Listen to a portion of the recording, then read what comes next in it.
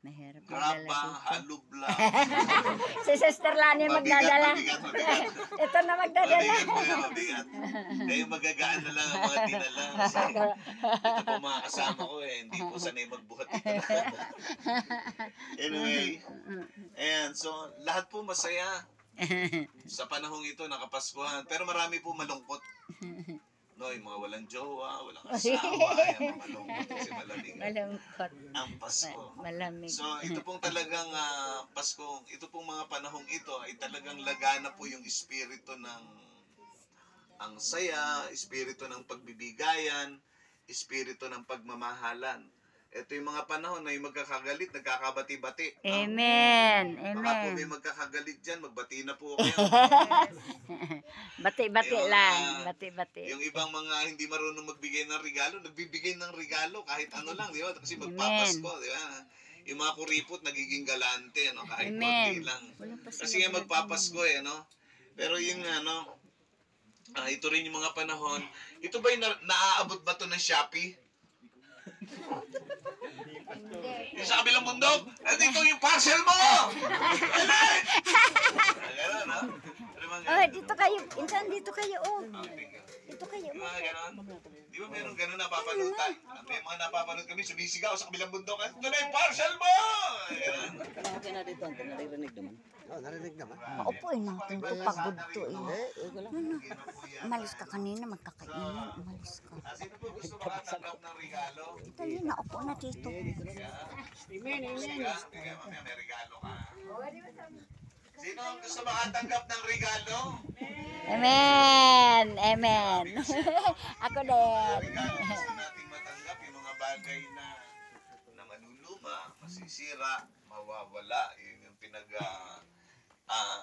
ang tawag dito, yan yung gusto nating matanggap, no? Hindi naman masama, no? Pero alam niyo po ba na meron pong regalo na matagal na dapat po ay natanggap natin, no? Maraming mga tao hintay ng regalo pero hindi nila alam merong matinding regalo na inihanda ang Diyos sa atin. Na hindi po ito masisira, hindi po ito mawawala, no? At minsan, kapag tayo may nakitang tinanggap na regalo, usong-uso yung salitang sana all. Sana all. Okay.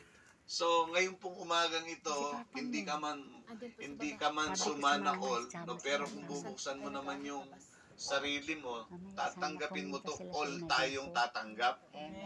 Amen po ba? Amen. Amen. Okay.